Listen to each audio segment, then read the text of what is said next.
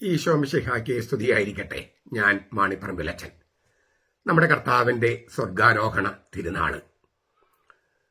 മർക്കോസിന്റെ സുവിശേഷം 16 അധ്യായം 9 മുതൽ 20 വരെയുള്ള തിരുവചനങ്ങൾ.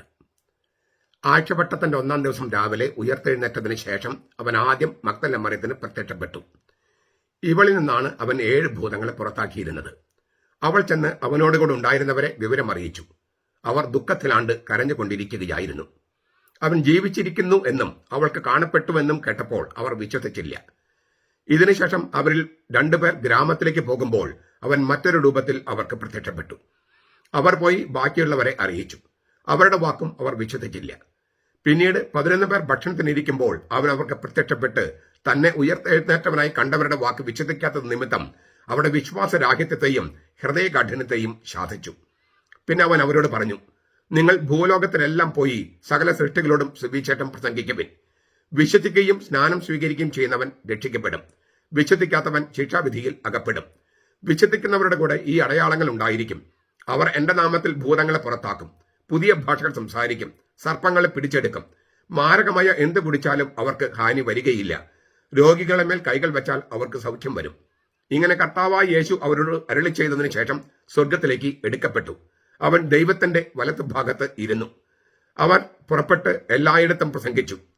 കർത്താവ് അവരുടെ കൂടെ പ്രവർത്തിച്ചും അവരിലൂടെ നടന്ന അടയാളങ്ങളാൽ വചനത്തെ ഉറപ്പിച്ചും പോന്നു. അവൻ ദൈവത്തിന്റെ വലത്ത് ഭാഗത്ത് ഇരുന്നു. അവൻ സ്വർഗത്തിലേക്ക് എടുക്കപ്പെട്ടു. അവൻ ദൈവത്തിന്റെ വലത്ത് ഭാഗത്ത് ഇരുന്നു. ഈ ദൈവം അരൂപിയല്ലേ, ആത്മാവല്ലേ, ദൈവത്തിന് വലത്തും ഇടത്തുമുണ്ടോ എന്നാണ് ഈ ദൈവത്തിന്റെ വലത്ത് ഭാഗത്ത് ഇരിക്കുക എന്ന് പറഞ്ഞാൽ അർത്ഥം. ഈ സ്ലീഹന്മാരുടെ നടപടി പുസ്തകത്തിലും ഹെബ്രായിക്ക് ലേഖനം വരെ ഒക്കെ നമ്മൾ പരിശോധിച്ചാല് 110 സങ്കീർത്തനത്തിലെ ഭാഷ ഉപയോഗിച്ചുകൊണ്ടാണ് യേശുവിനെ വഹിച്ചു കൊണ്ടുപോയ മേഘത്തെ ഒരു മേഘം വഹിച്ചു കൊണ്ടുപോയി.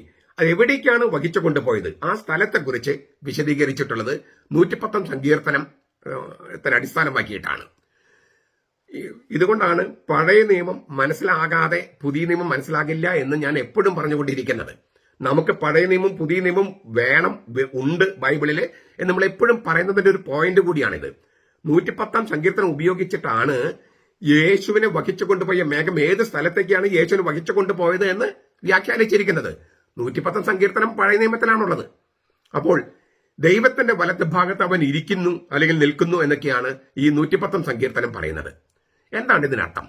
ദൈവം ഒരു സിംഹാസനം ഒരുക്കിയിരിക്കുന്നതും ആ സിംഹാസനത്തിന് സമീപം യേശുവിന് ഒരു കസേരയിട്ട് കൊടുത്തിരിക്കുന്നതുമായ വളരെ ദൂരത്തുള്ള ഒരു പ്രാപഞ്ചിക സ്ഥലമാണോ അത്?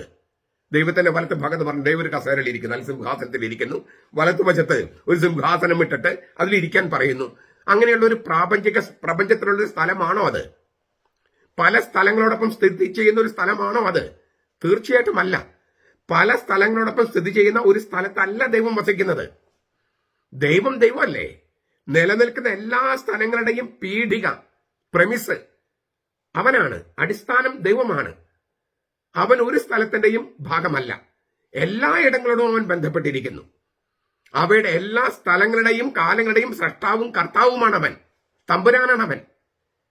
അവന്റെ സാന്നിധ്യം, ദൈവത്തിന്റെ സാന്നിധ്യം സ്ഥല കാല സംബന്ധിയല്ല. ഒരു സ്ഥലത്തോ കാലത്തോ മാത്രം ഒതുങ്ങി നിൽക്കുന്നതല്ല, ദൈവികമാണ്.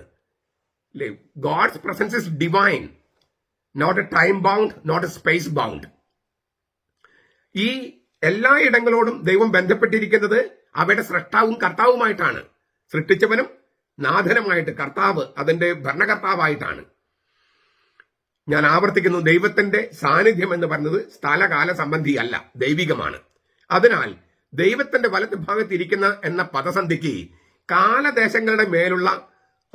കാലദേശങ്ങളിലുള്ള ഒരു സ്ഥലം, ഒരു സമയം അങ്ങനെയൊന്നും കണക്കാക്കാൻ പാടില്ല. മറിച്ച് കാലദേശങ്ങളുടെ മേലുള്ള സാർവത്രിക ദൈവിക ആധിപത്യത്തിൽ പുത്രന് പങ്കുകൊടുത്തു എന്നാണ് അർത്ഥം. ഞാൻ ഒന്നുകൂടി പറയാം. ദൈവത്തിന് സകല കാലങ്ങളുടെ മേലും സ്ഥലങ്ങളുടെ മേലും ഒക്കെ സാർവത്രികമായ അധികാരമുണ്ട് അധികാരമുണ്ട്. ആ അധികാരം പുത്രന് കൈമാറിയെന്നാണ് ദൈവത്തിന്റെ വലത്തെ ഭാഗത്ത് ഇരിക്കുക എന്ന വാക്കിനർത്ഥം. ദൈവത്തിന്റെ സാർവത്രിക ദൈവിക അധികാരത്തില് പുത്രന് പങ്കുകൊടുത്തു. സകല അധികാരവും പുത്രന് കൈമാറുക എന്നാണ് അർത്ഥം. സകല അധികാരം പുത്രന് കൈമാറുക. അതായത് രാജാവ്, ഇനി പ്രപഞ്ചത്തെ ഭരിക്കുന്ന രാജാവ്, ന്യായം വിധിക്കുന്ന ന്യായാധിപൻ, പിന്നെ വേറെ രണ്ടർത്ഥം കൂടിയുണ്ട്. അത് മനസ്സിലാക്കാനായിട്ട് നമുക്ക് ഒരു കാര്യം, ഒരു വചനം കൂടി നോക്കാം. ലൂക്കാസിന്റെ സുവിശേഷം 1-ാമത്തെ അധ്യായത്തില് ഗബ്രിയേൽ മാലാഖ മറിയത്തിന് പ്രത്യക്ഷപ്പെട്ട് മംഗളവാർത്ത കൊടുക്കുന്ന സമയത്ത് പറയുന്നുണ്ട്, അവന്റെ പിതാവായ ദാവീദിന്റെ സിംഹാസനം ദൈവമായ കർത്താവ് മറിയത്തിന്റെ പുത്രന് കൊടുക്കും. അവന്റെ പിതാവായ ദാവീദിന്റെ സിംഹാസനം, ദാവീദിന്റെ സിംഹാസനത്തിൽ മറിയത്തിന്റെ മകനായ ദൈവം തമ്പുരാൻ പുത്രൻ തമ്പുരാൻ ഇരിക്കുമെന്നാണ് പറഞ്ഞിരിക്കുന്നത്. അപ്പൊ ഈ ദാവീദിന്റെ സിംഹാസനം എന്താണ്?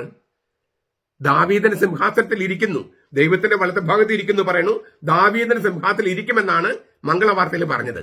അപ്പൊ ദൈവത്തിന്റെ വലത്ത് ഭാഗത്തുള്ള സിംഹാസനവും ദാവീദിന്റെ സിംഹാസനവും എന്താണ് ബന്ധം? അത് മനസ്സിലാക്കാനായിട്ട് ഈശോയും ഫരിസയരും തമ്മിലുള്ള അവസാനത്തെ വിവാദ കഥ, അത് ട്രിഗർ ചെയ്യുന്നത്, ആ വിവാദത്തിന് തിരികൊളുത്തുന്നത് ഈശോ തന്നെയാണ്. അവരെല്ലാവരും ഒരുമിച്ച് കൂടിയപ്പോൾ ഈശോ ചോദിച്ചു, മത്തായി സുവിശേഷം 22:41 മുതൽ 45 വരെ യേശു അവരോട് ചോദിച്ചു, മിശിഹ ആരാണ്? ആരുടെ പുത്രനാണെന്നാണ് നിങ്ങൾ പറയണേ? ദാവീദിന്റെ എന്ന് പറഞ്ഞു. അപ്പോൾ 110 സങ്കീർത്തനം കോട്ട് ചെയ്തുകൊണ്ട് കർത്താവ് അവരോട് ചോദിക്കുക, ഇതെങ്ങനെയാ? ദാവീദ് തന്നെ പരിശുദ്ധാത്മാവിനാൽ പ്രചോദിതനായി അവനെ കർത്താവ് എന്ന് വിളിക്കുന്നെങ്കിൽ അവൻ ദാവീദിന്റെ പുത്രനാകുന്നത് എങ്ങനെ? ദാവീദ് മിശിഹായെ വിളിക്കുന്നത് കർത്താവ് എന്നാണ്, എന്റെ കർത്താവ് എന്നാണ്. അങ്ങനെയെങ്കിൽ ദാവീദിന്റെ മകനാകുന്നത് എങ്ങനെ?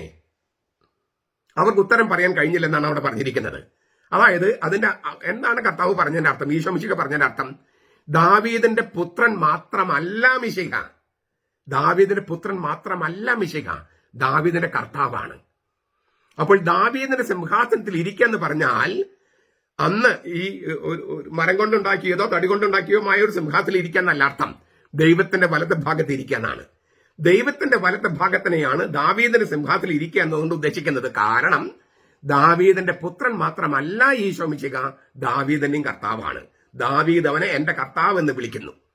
110 സങ്കീർത്തനം 1 മുതൽ 4 വരെയാണ് പറയുന്നത്. അവിടെ തന്നെ മറ്റൊരു രണ്ടാമത്തെ കാര്യം കൂടിയുണ്ട്. മെൽക്കിസെദെക്കിന്റെ ക്രമപ്രകാരം നീ നിത്യപുരോഹിതനാണ്. പുതിയ നിയമത്തിൽ ഒരേ ഒരു പുരോഹിതനേ ഉള്ളൂ. നിത്യപുരോഹിതനായിട്ടുള്ള ഒരേ ഒരു പുരോഹിതനുള്ളൂ, മഹാപുരോഹിതൻ ഒരു പുരോഹിതനുള്ളൂ. പുരോഹിതൻ വാക്ക് ചേരുന്ന ഒരേ ഒരാളേ ഉള്ളൂ, അത് യേശുക്രിസ്തുവാണ്. അതുകൊണ്ടാണ് തോമസ് അക്വിനാസിന്റെ വാചകങ്ങള് വാസുദാന് മുമ്പ് തന്നെ സഭാപിതാക്കന്മാര് പറഞ്ഞിട്ടുണ്ട്. പക്ഷെ തോമസ് അക്വിനാസിനെയാണ് കോട്ട് ചെയ്തിരിക്കുന്നത് കത്തോലിക്ക സഭയുടെ മതബോധനത്തില്. പൗരസ്ത്യ പിതാക്കന്മാർ അതിനു മുമ്പേ പറഞ്ഞിട്ടുണ്ട്. തോമസ് അക്വിനാസിന്റെ വാചകം എടുത്തിട്ട് പറയുന്നത് പുരോഹിതൻ എന്ന് പറയുന്നത് യേശുക്രിസ്തു മാത്രമാണ്. നാം വൈദികരെ പുരോഹിതന്മാരെന്ന് വിളിക്കുന്നവരൊക്കെ അവന് ശുശ്രൂഷകളാണ്. അതുകൊണ്ടാണ് പുരോഹിതന്മാരെ ശുശ്രൂഷ പുരോഹിതർ എന്ന് വിളിക്കുന്നത്. യേശുവിന് ഒരേ ഒരു പുരോഹിതനേ ഉള്ളൂ. അപ്പോൾ ദൈവത്തിന്റെ വലത് ഭാഗത്ത് ഇരിക്കുക എന്ന് പറഞ്ഞാൽ അവൻ രാജാവാണ്, പ്രപഞ്ച രാജാവാണ്, പ്രപഞ്ചത്തിന്റെ ന്യായാധിപനാണ്, മഹാപുരോഹിതനാണ്. മഹാപുരോഹിതൻ എന്ന നിലയിൽ അവൻ ഏക മധ്യസ്ഥനാണ്. ഈ 4 കാര്യങ്ങളാണ് ഉദ്ദേശിക്കുന്നത്. മഹാപുരോഹിതൻ എന്ന നിലയിലാണ് ഈശോ മിശിഹ ദൈവത്തിന്റെ വലത്തെ ഭാഗത്ത് നിൽക്കുന്നത്. ആ വലത്തെ ഭാഗത്തിനെ അവതരിപ്പിച്ചിരിക്കുന്നത്, വെളിപാട് പുസ്തകം അവതരിപ്പിച്ചിരിക്കുന്നത് സിംഹാസനത്തിന്റെയും 4 ജീവികളുടെയും നടുവിലെന്നാണ്. പിതാവിനെ നോക്കി അറക്കപ്പെട്ടതെങ്കിലും എഴുന്നേറ്റ് നിൽക്കുന്ന കുഞ്ഞാട്, മധ്യസ്ഥൻ. അതാണ് ഒരിക്കൽ എന്നേക്കുമായി അവന് ബലിയർപ്പിച്ചെന്ന് പറഞ്ഞത്. ചരിത്രത്തിൽ ഒരിക്കലാണ്, പക്ഷെ അത് എന്നേക്കുമായി നിലനിൽക്കാണ് സ്വർഗത്തില്. സ്വർഗത്തിൽ എന്നേക്കുമായി നടക്കുന്ന ബലിയുടെ മുൻ ആസ്വാദനമാണ്, ആന്റിസിപ്പേഷനാണ് വിശുദ്ധ കുർബാന. കാൽവരിയിലെ ബലിയുടെ ഓർമ്മയാണ് സ്വർഗത്തിൽ. അത് ഒരിക്കൽ നടന്ന, ചരിത്രത്തിൽ ഒരിക്കൽ നടന്നതാണ് അത്. പക്ഷെ അത് എന്നേക്കുമായിട്ട് നിൽക്കുകയാണ് സ്വർഗത്തില്. അതാണ് അറുക്കപ്പെട്ടതെങ്കിലും എഴുന്നേറ്റ് നിൽക്കുന്ന കുഞ്ഞാട്. കുരിശിലെ ബലി സ്വർഗത്തിൽ എന്നേക്കുമായി നിൽക്കുകയാണ്, ഒരിക്കൽ എന്നേക്കുമായി. ആ കാൽവരുടെ ബലിയുടെ സ്മരണയും സ്വർഗത്തിൽ എന്നേക്കുമായി നിലനിൽക്കുന്ന ബലിയുടെ മുൻ ആസ്വാദനമാണ് വിശുദ്ധ കുർബാന. അത് പുത്രൻ തമ്പുരാൻ പിതാവിന് കൊടുക്കുകയാണ്. ഈ പുത്രൻ തമ്പുരാനെ കുറിച്ച് പറയുമ്പോൾ ഇല്ലേ, അവൻ ബലിവസ്തുവാണ്, അവൻ മഹാപുരോഹിതനാണ്, അവൻ ദൈവപിതാവുമായിട്ട് ഒന്നായതിനാൽ ഈ ബലി സ്വീകരിക്കുന്നതും അവൻ തന്നെയാണ്. ഇതൊന്നും തന്നെ വൈരുദ്ധ്യമല്ല. ഒരാൾക്ക് തന്നെ പല പല പല ഡയമെൻഷൻസ് ഇല്ലേ. ഇപ്പൊ മാണിപ്പറമ്പിൽ അന്തോണി മകൻ ജോസ് ഒരു വ്യക്തിയാണ്, ഒരു മനുഷ്യനാണ്, പുരോഹിതനാണ്, പിന്നെ ഒരു മിഷണറി ആയിട്ടോ അല്ലെങ്കിൽ ഒരു പ്രൊഫസർ ആയിട്ടോ, ഇങ്ങനെ പല ഡയമെൻഷൻസ് അല്ലേ ഒരാൾക്ക് തന്നെ. യേശുവിന് അങ്ങനെ പല ഡയമെൻഷൻസ് ഉണ്ട്. അതൊന്നും തന്നെ വൈരുദ്ധ്യമല്ല. അപ്പൊ ബലിവസ്തുവും മഹാപുരോഹിതനും ബലി സ്വീകരിക്കുന്നതിനും ഒക്കെ ആയിട്ട് യേശുവിനെ അവതരിപ്പിച്ചിട്ടുണ്ട്. പക്ഷെ പുത്രൻ തമ്പുരാൻ പിതാവിന് കൊടുക്കുന്ന ബലിയായിട്ടാണ് ഏറ്റവും നല്ല രീതിയിൽ അവതരിപ്പിച്ചിരിക്കുന്നത്. ആ അവന്റെ ബലിയിലേക്ക് നമ്മ എടുത്തു വെക്കുകയാണ്. എല്ലാം തികഞ്ഞ അവന്റെ അനുസരണത്തിലേക്ക് നമ്മെ എടുത്തു വെക്കുകയാണ് വിശുദ്ധ കുർബാനയിൽ. അപ്പോൾ യേശു ഉയർപ്പിക്കപ്പെട്ടത് 3-ാം സ്വർഗത്തിലേക്ക്, പറുദീസ് എന്ന് പറയുന്ന 3-ാം സ്വർഗത്തിലേക്ക്. 40 ദിവസം അവൻ പ്രത്യക്ഷപ്പെട്ടത് ഈ 3-ാം സ്വർഗത്തിൽ നിന്ന്.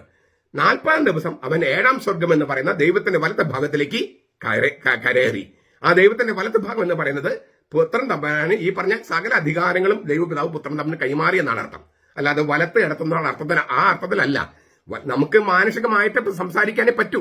അതുകൊണ്ട് അങ്ങനെ പറഞ്ഞിരിക്കുകയാണ്. ഞാൻ ഒന്നുകൂടി പറയാം. വലത്ത് ഭാഗം എന്ന് പറഞ്ഞാൽ ദൈവപിതാവ് സകല അധികാരങ്ങളും പുത്രനെ ഏൽപ്പിച്ചു എന്നാണ്. ആ സാർവത്രികമായ സർവാധികാരത്തെയാണ് വലത്ത് ഭാഗം എന്ന വാക്കുകൊണ്ട് ഉദ്ദേശിക്കുന്നത്. അപ്പോൾ ഒന്നുകൂടി പറഞ്ഞ് ഞാൻ നിർത്താം. യേശു ഉത്ഥാനം ചെയ്തത് 3-ാം സ്വർഗം എന്ന് പറഞ്ഞ പറുദീസിലേക്കാണ്. 40 ദിവസം പ്രത്യക്ഷപ്പെട്ടതും കുർബാന അർപ്പിച്ചതും ഒക്കെ ഈ 3-ാം സ്വർഗത്തിൽ നിന്ന് വന്നിട്ടുള്ള പ്രത്യക്ഷപ്പെടലുകളാണ്. ദൈവരാജ്യത്തെക്കുറിച്ച് പഠിപ്പിച്ചതും കുർബാന അർപ്പിച്ചതും. 40-ാം ദിവസം അവൻ 7-ാം സ്വർഗം എന്ന് പറയുന്ന ദൈവത്തിന്റെ വലത്ത് ഭാഗത്തേക്ക് എടുക്കപ്പെട്ടു. ആ വലത്ത് ഭാഗം എന്ന് പറയുന്നത് ഈ പറഞ്ഞ സകല അധികാരങ്ങളും രാജാവ് എന്ന നിലയിലും ജഡ്ജി എന്ന നിലയിലും മഹാപുരോഹിത എന്ന നിലയിലും മധ്യസ്ഥ എന്ന നിലയിലുമുള്ള സകല അധികാരങ്ങളും പുത്രന് നൽകപ്പെട്ടു എന്നാണ് അർത്ഥം. അത് സംഭവിച്ചത് 40 ദിവസമാണ്. ഇത് വളരെ ഗംഭീരമായ പെരുന്നാളാണ്. നമുക്ക് വേണ്ടി മധ്യസ്ഥം വഹിക്കാനും ബലിയർപ്പിക്കാനും നമ്മളെ ന്യായം വിധിക്കുന്നതും ഭരണം നടത്തും ഒക്കെ യേശുക്രിസ്തുവാണ്. ആൾക്കാരൊക്കെ വിചാരിക്കുന്നത് ട്രംപാണ്, മോദിയാണ്, ഇങ്ങനെയൊക്കെ വിചാരിക്കുന്ന ആൾക്കാർ ഭരണം നടത്തുന്നത് അല്ല. അവരൊക്കെ ദൈവത്തിന്റെ കയ്യിൽ വെറും ഉപകരണങ്ങൾ മാത്രം. ഈ തരത്തിൽ ക്രിസ്ത്യാനികൾ കാണാൻ കഴിയുന്നതുകൊണ്ടാണ് ക്രിസ്ത്യാനികൾക്ക് ഇത്രയും ധൈര്യമുള്ളത്. ഇത്രമാത്രം പീഡനങ്ങൾ ഏറ്റിട്ടും ഒരിക്കലും നമുക്ക് നിരാശരാകുന്നില്ല നമ്മൾ. കാരണം നമുക്കിതൊക്കെ അറിയാം, നമ്മൾ ജീവിക്കുന്നു. അതിന്റെ ഒരു തിരുനാൾ, ഒരു ആഘോഷം കൂടിയാണ് ഈ തിരുനാൾ. ആ തിരുനാൾ നമുക്ക് സന്തോഷത്തോടെ ആഘോഷിക്കാം. നമ്മുടെ കർത്താവ് ഈശോ മിശിഹായുടെ കൃപയും പിതാവായ ദൈവത്തിന്റെ സ്നേഹവും പരിശുദ്ധാത്മാവിന്റെ സഹവാസവും നാം എല്ലാവരോടും കൂടി ഉണ്ടായിരിക്കട്ടെ, ഇപ്പോഴും എപ്പോഴും എന്നേക്കും. ആമേൻ.